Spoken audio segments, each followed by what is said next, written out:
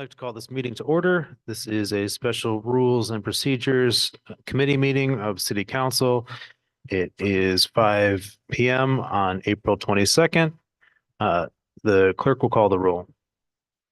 Councilmember Porter, Present. Councilmember Hotchkiss, Present. Councilmember Kavanaugh is absent today. Thank you.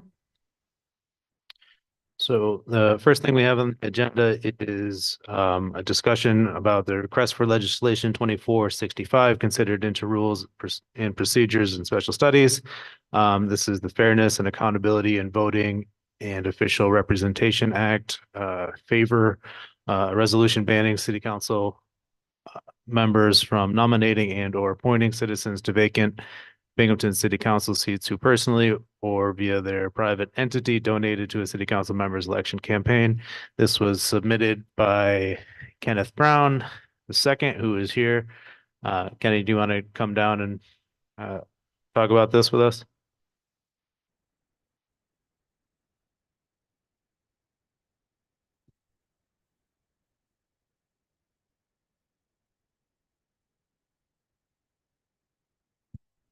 Good afternoon.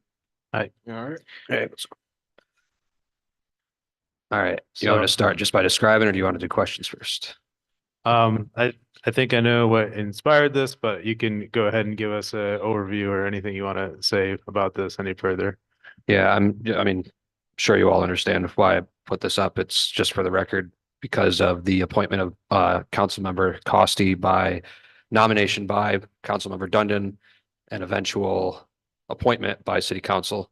The issue arose from the fact that now Councilmember Costi, while a citizen, donated $90 to Councilman Dundon's campaign, and it was not disclosed. First, it wasn't disclosed prior. Second, it's just in my opinion, a basic conflict of interest. It would be one thing if it was like a community board or a citizen board, but this is an official job with a payroll. It has power over the budget, the whole budget, the votes. And it just seems, even if there wasn't a bad intent, banning it in the first place can just avoid that in another situation. So I guess that's kind of where it comes from. Gotcha. I think, I don't know. Do you have any questions, Alamni or Councilman Porter? The question is involving this resolution. Yeah. I don't have any questions involving it. I think it is something that is needed. It is something that can be worth something to have. So I don't have any issues with the resolution. No, I don't.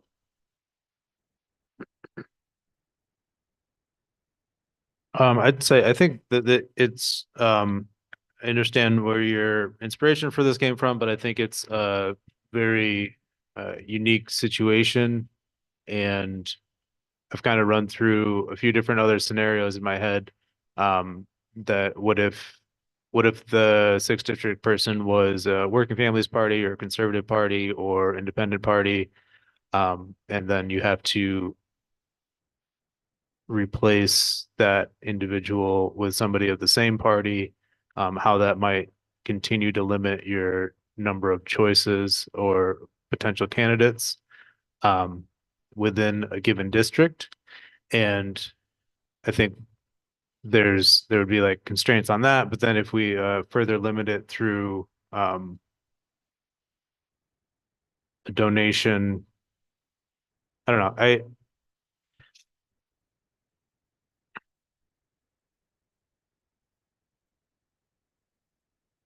Can I ask It's- the last yeah. time a non-Democrat or Republican was on City Council? And if we know, Aviva was Working Families Party. was she elected under the Working Families Party line or under the Democratic Party line? Working Families. Or no, she was elected under the Democratic. Then it would have still been a Democrat that would have been replacing her.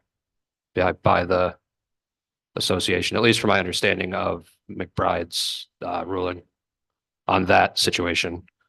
And then I guess that also set precedent for the rest of the possible situations, I guess you could say. Yes, but it would also mean that obviously there would be more nominations than the one nomination that was given to us. Yeah, As being that the one person that's involved in the lawsuit. I also agree to a certain degree that a certain amount of unfair advantage that he has, that former council person who had, based on constituents, didn't do much of anything in that district, that he would be sitting here gaining over the opponent that he would have on the things that we would legislate. No, I agree about That- the issue with Strawn. That was just seemed to be off. I know for some people tend to think the Michelle Obama way of going, what, if they go low, we go high, but sometimes somebody needs to be kicked in the nuts. That's the way I look at it. And I can understand that point. My issue more arises from the fact that I mean, I don't know the exact amount of people registered in District 6 under the Republican Party, but there had to be someone other than the one Republican who donated to Michael Dundon's campaign. And then right before he nominated Costi, he even said before that if someone has a conflict of interest, they should stay it beforehand and recuse themselves. And then he immediately turned around and did that, which just flies in the face of literally everything he just said. I mean, I understand that they didn't give you any more people to choose from. I didn't want Strawn either, but I don't think, at least for the sake of the optics of it, on your side, it was a terrible decision to choose the one guy who donated to the campaign. But even without that, I think there can obviously be areas that can be widened in my language to, factor in very rare situations. But I think in general, it does just, even if there is no ill intent, it just doesn't look good. And it follows the textbook definition of cronyism, even if it's a lighter version, to appoint a friend or drinking buddy or campaign, in this situation, campaign donor specifically. And that's where I made sure to make it clear that it's a campaign donor, not just a friend or an acquaintance or something, because we're in a small town. It's hard to avoid almost not knowing everyone, especially in politics. But when the financial matter comes in, that's, I think, where the real issue arises.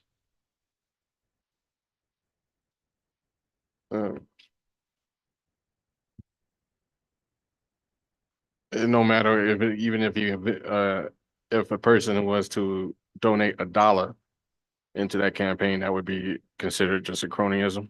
I mean, technically, semantics. I mean, I know there's the whole concept of worse and better. There's one to 1,000, but it still follows. I mean, what's the word? I can't even think of it. I'm being technical, but it does technically mean cronyism. But even, I mean, I gave, slightly on topic, I gave you all the chance to answer these questions beforehand, and no one did. And I even did it in the sense to give you a chair in the opportunity to clear things up, because, silence in these situations just creates even more and more and more questions and a snowball effect of misunderstanding. And I think if there hadn't been an ill intent, it would have been better to come forward right afterwards and say, by the way, this was what was going on. This was the plan. And when that really didn't start to happen, I think it became even more clear that stuff like this needs to be necessary, at least to rule out the potential for it to be something ill-intended. I mean, I know the whole idea, don't throw the baby out with the bathwater, that type of situation, but it's just, I don't know. It's like I said, if it was a committee, if it was a non-paid member, anything like that, it'd be different. But this is a member of the the only legislative branch of the city government. And the budget last year was over $100 million. That means 1 out of 7 people, or all 7 of you, have control over $100 million and how it's spent. And I think it's kind of dangerous to just nominate someone like that, even if it was because of the donation and the personal relationship. That's even worse. But like I said, no one's answered that question, even though I've given the opportunity multiple times.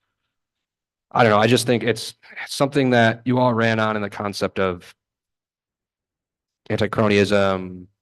Obviously, stuff that happened in the past was much, much worse, but this is one of those things that just, like I said, it stops the potential for it from even starting. We don't have to have the questions in the future if we can't even get to that point.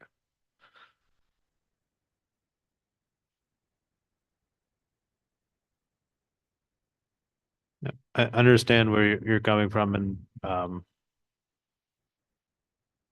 what you intend to do with this legislation. I don't have any other questions. Um, Councilman Porter,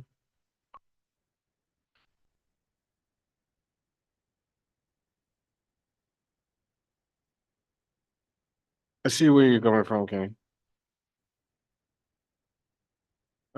Also felt like playing our hand close to our chest would be better. Otherwise, so it could have been more moves that we wanted to try to make. We wanted to end it at some point. I believe this resolution is important. I believe that it, it tends to stop a certain amount of corruption that goes on. Thing is, I know that people feel that trust goes both ways in such a way of trying to handle certain things. I just know that I want people to trust us just as much. So I I don't know what else to say to try to convince that, other than just showing I'm better to show than to just action. To me, action tends to speak more than words. I think one thing we can think about is, I think one of the problems a lot of people have, at least in governance, in most parts of their life, but in governance, is they're stuck in the moment and they think about what's affecting them directly then. It's the same reason that Democrats or Republicans will pass a law that benefits them, but may negatively affect them in the future when it can be used against them. And I think that's what this kind of, if we can remove ourselves from the moment, if you can remove all of you can remove yourself from your own personal time on city council and think about when I'm not on city council, and if other people come on and take over again, do I not want to stop this from happening under them? And how will it be used? And I think this can do that. And I think also, I mean, on the topic, you said play your hand close to your chest. I mean, if that's in regards to answering the questions that I posed, I think it's unfair, slightly unfair comparison, because at that point you showed your hand, you kind of did your thing, and then questions are avoided, but that's another topic. But I think this is one of those ones that try to think about, if 7 Phil Straughns got up here and 1 was replaced, would you want those Phil Straughns to be able to appoint another buddy that donated to their campaign? Or would you want there to be a slight hindrance for cronyism, at least something to kind of stop it? Obviously, things happen behind closed doors, conversations happen. We don't know all of that, but this is one little part of a fence you can build to defend against the encroachment of cronyism into city government.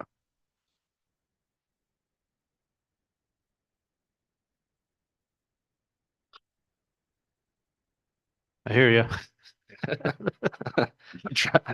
I'm trying, man. All right, are we ready to move on to the next thing? But thank you, I'm Kenny. good. All right. Thanks for really- listening. I really appreciate it, Kenny. Thank you. I appreciate you guys actually listening. I want that to be clear.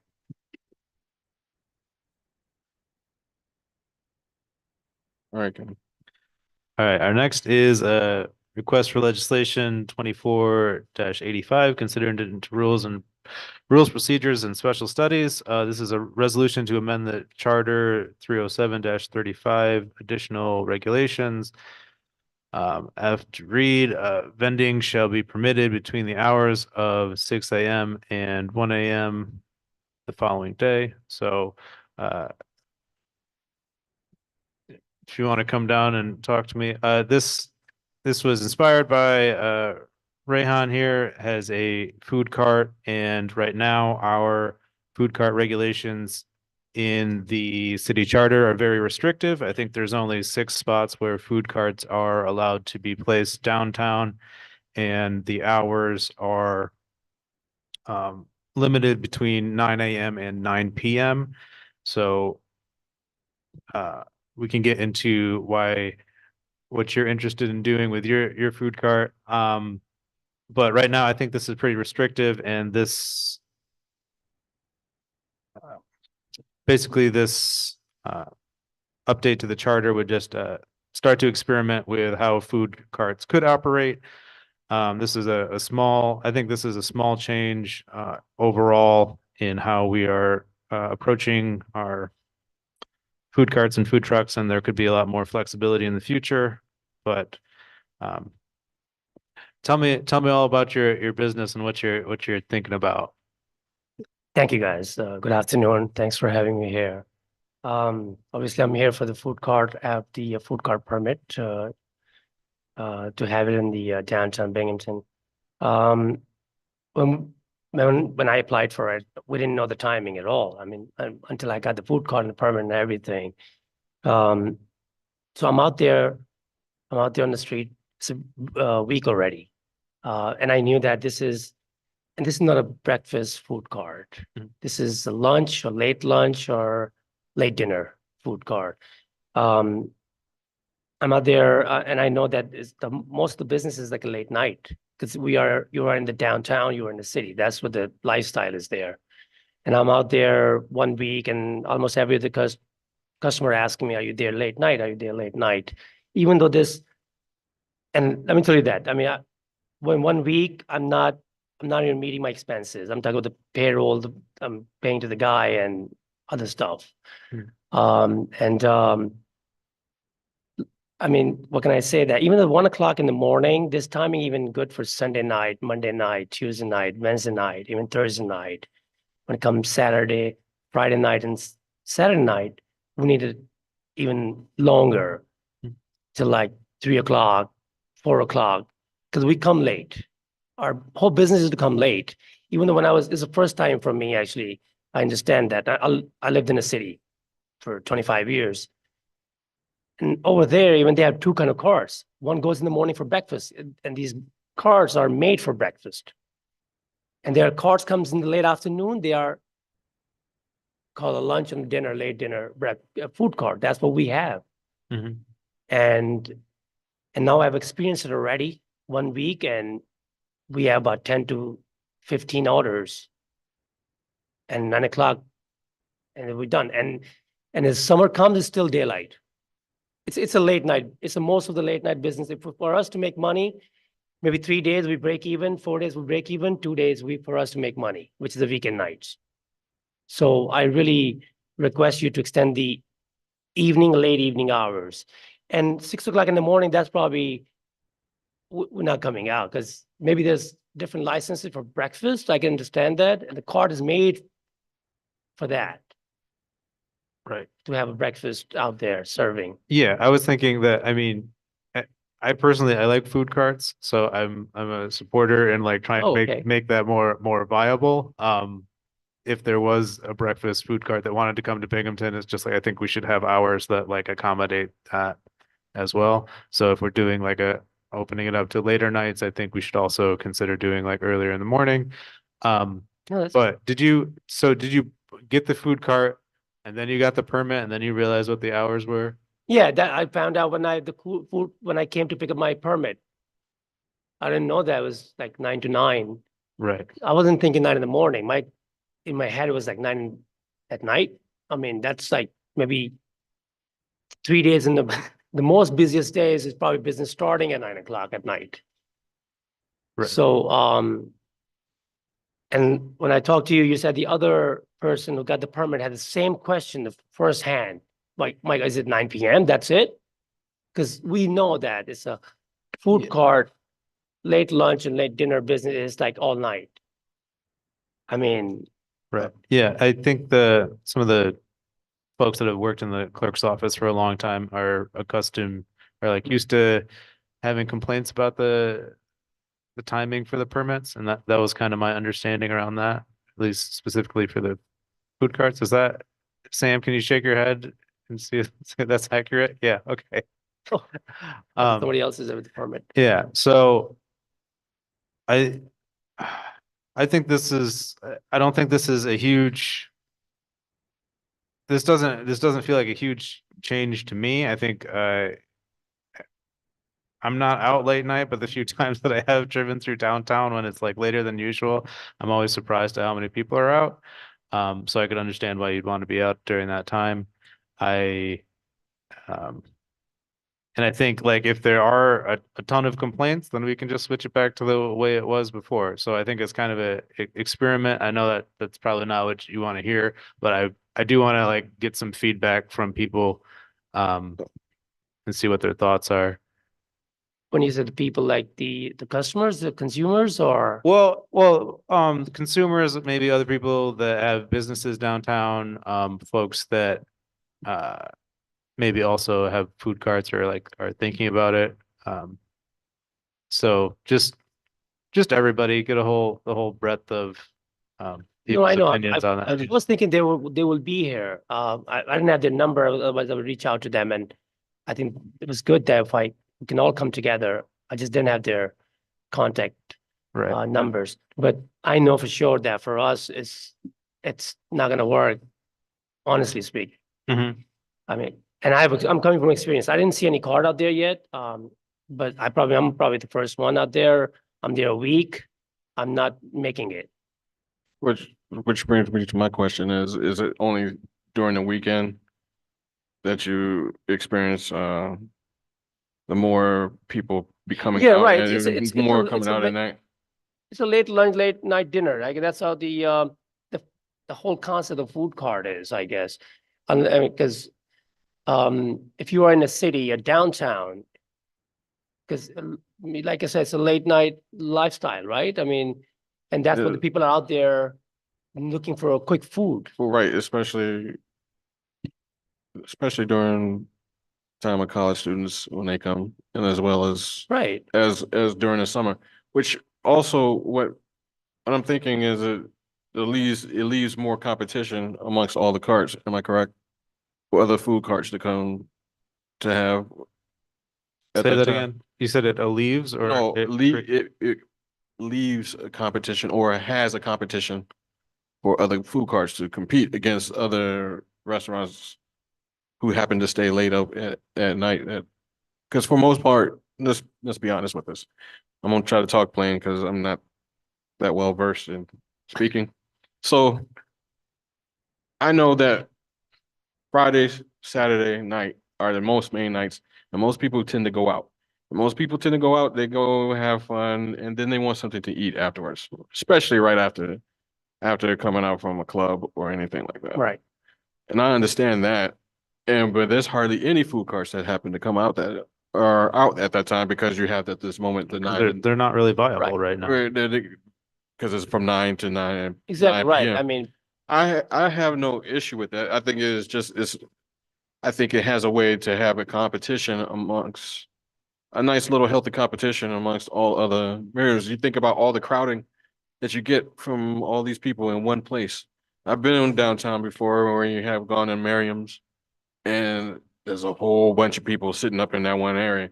Now, if you have more food carts in certain areas of downtown, you now have a way to have more people go have other options. right. And I don't think so. There's enough businesses out there, food business open late night. They can accommodate all this crowd. They all disperse and go and start grabbing from somewhere at late night. Even though some people come to us, I'm even not in downtown. My R is other places in the south side of Binghamton. And I'm there 5 years. They don't anything open late night. Late night. We're losing all that business anyway. I mean, all these restaurants and then I don't think so. They open like 3 o'clock in the morning, 4 o'clock in the morning. Mhm. how often do you, with your experiences that you have been noticing lately, how often have you been getting through the week of, No, I'm not getting any, you're not making any I'm not, money I'm not, making no, I'm it? not getting any crowd. I mean, I'm out 9 o'clock. Honestly, I mean, it's just people, especially weekends, that people just plan to come out late. And they stay there out there till late. And 9 o'clock is still like, I'm wrapping up, I'm going. And throughout the day, it's just hit and miss, Mhm. you know? I'm out there 1 o'clock till 9. I'm just, like I said, I'm not able to pay my bills. Just alone payroll and 1 person payroll.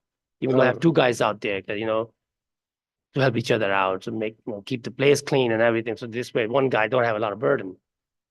So, I mean, I believe 1 o'clock is for 3 or 4 days fine, but at least 2 days, it's gotta be, Later. yeah, at least, Especially Friday and Saturday night, we Saturday. can have 3, 4 o'clock in the morning, and the rest of the week is just at 1 o'clock, it's fine. So, because if we're also not making money, and consumer, I'm telling you, this is, people are asking, are you there late night? Are you there late night? And that's exactly, I mean, That's this whole understand- concept of food cart is, Yeah, that's understandable. That's why what I wanted to bring up I to the appreciate it. committee president is when it, just that, because especially on a Saturday night, Friday, Saturday night, that cart wants to be, the carts would want to be open till at least 3. Because that's most people get out by usually 1 or 2 o'clock out of businesses, bars and stuff like that. And plus, when the other cars kind of come out, they're gonna take away from the other food cart business too. It means that, I don't know, that's gonna be even worse. So I would really appreciate it, 'cause that's how this business is, out there late night, unless you are there for breakfast. And I don't know how much, because we also have to see that, how much crowd is out there, at what time, for us to make money, to sustain this business and make some money. Obviously, we're not trying to get too wealthy and too rich out of this. There's enough to make. There's so much to make. There's nothing. Right. And I think another piece of this is that I don't know that you have to like train people in this area to know that they can go to food carts, because they're not that consistent in, because Yeah, it's but, it's for the people who are walking around. Yeah, yeah, Like, yeah. so they see it, they grab it. right. It's, they're gonna see us, and that's how they come, walking customers. So walk in, all I walk in. Nobody's calling us to place the order. It's just whatever's out there on the street. Mhm. Yeah, Councilman Kavanaugh, do you have any comments or feel like I see you? I'm trying to weigh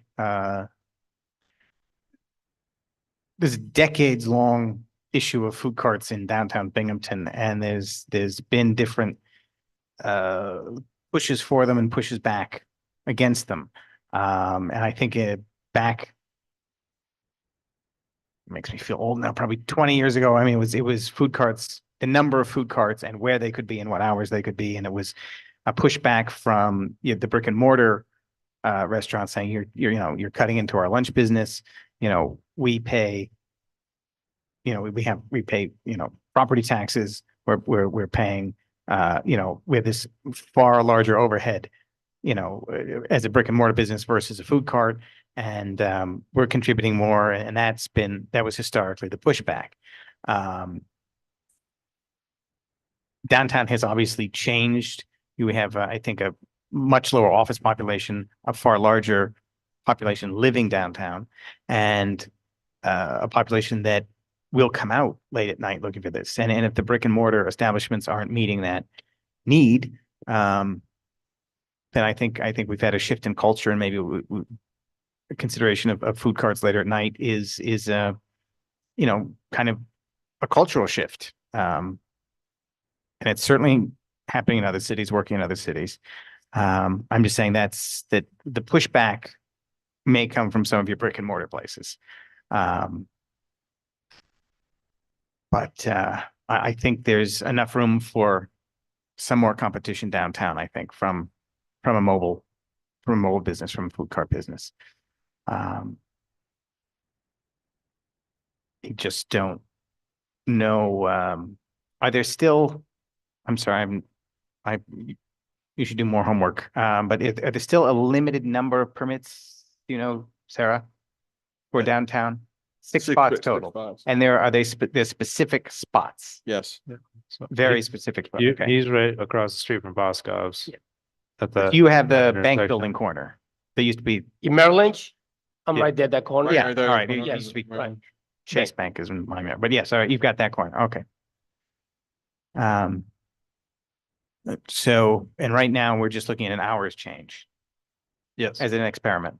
It's not like, yeah, and Yeah. I think it's like see how this goes, and then if it goes well and people receive it well, then it'd be like, well, maybe we could do 10 spots, but it's not like we're gonna throw 100 permits out there and have it open 24/7.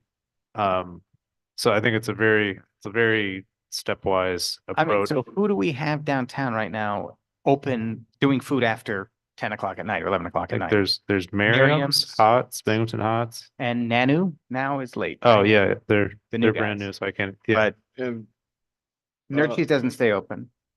The pizza shop across from yeah, that doesn't stay Pasquale's, open. is that Yeah, still that doesn't- open even? Yeah, I thought it's still open, isn't it? The Oakdale Pizza, Pasquale's? I don't know. I haven't seen Pasquale's I open don't in a know. long Maybe time, I but have, yeah. Oakdale Pizza might, Yeah. or that formerly Oakdale Pizza. Whatever it's called, okay.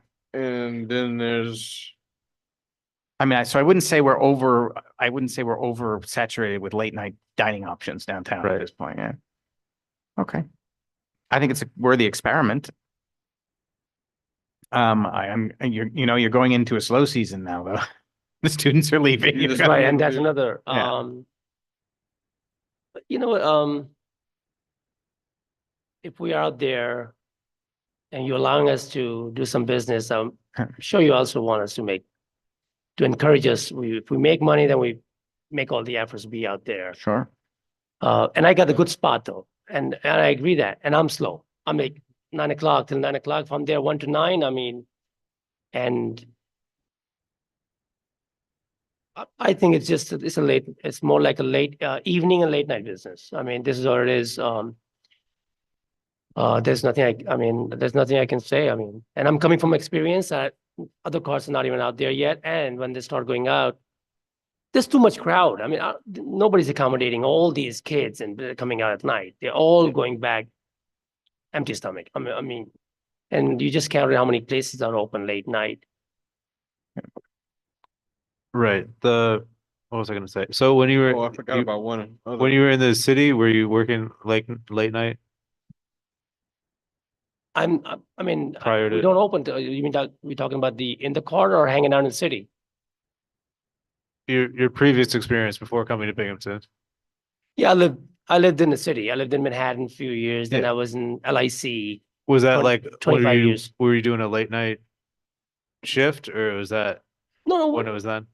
no, we would just, you go hang out. I mean, I wasn't doing late night shift. I'm Okay. just saying, living in a city lifestyle is, Oh, okay, I No, see what that's you what mean. you're saying. yeah, right. And look how many cars are there every About Legacy. other corner because there are Yeah, a lot of also have a population. Truck on there. And even they know that the It's not local open regularly, business but can every accommodate Friday or Saturday everybody. night, Mhm. They have something. And they're there all And night. depending on certain events, sorry. Gotcha. Yeah, I think this is it's worth having a conversation and doing like some experimentation with it. And see where it goes from there. Do you guys have anything else? One more thing.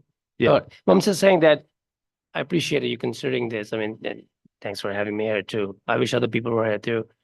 Like I said, you could stay to 1 o'clock in the morning to like 5 days, and at least 2 nights we can have late night.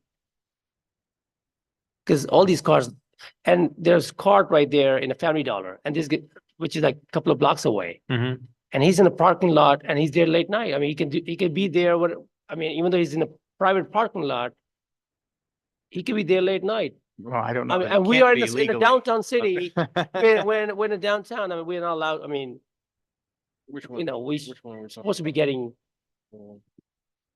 making Yeah, Which one, which food cart are you talking about? The one that's right there? Family on- Dollar?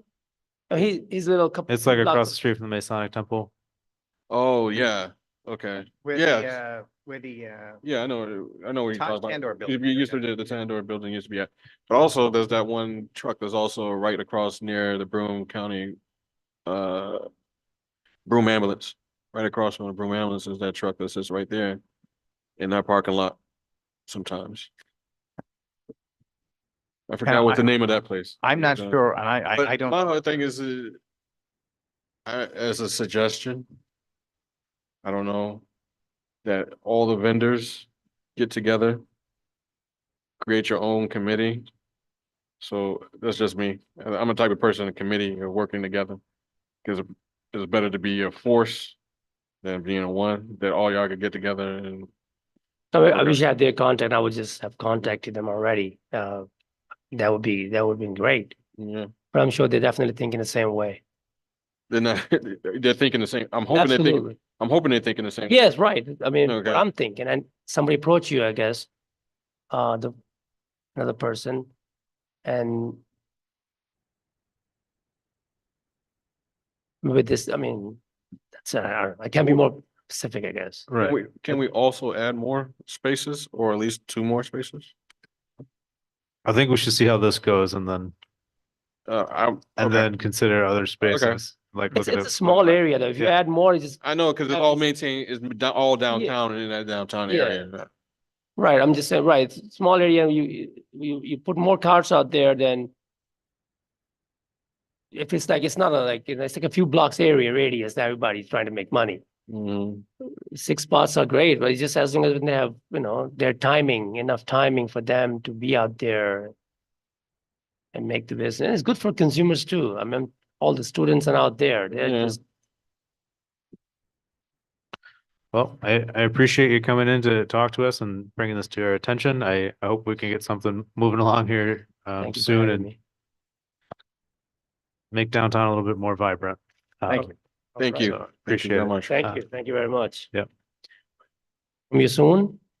Yeah, we'll be in touch. All right. And with that, I'd accept a motion to adjourn. We'll make a motion to adjourn. And